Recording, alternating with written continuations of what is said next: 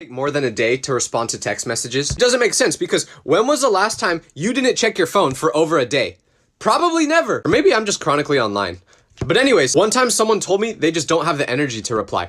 What does that even mean? It takes 1 second. I'm not asking you to run a marathon. I'm just asking for a text back. Like, I remember another time where a girl somehow took 4 days to reply to me. So I was like, all right, I'm gonna match her energy and not reply for a while. I started shaking after 14 seconds, so I gave in and texted her back. But then after I replied to her, she didn't respond again for 2 days. So I double texted her and I said, I know you're on your phone. Why don't you respond? And within a minute, she responded and said, you're right, I am on my phone. I just don't want to talk to you. Did I cry a little bit?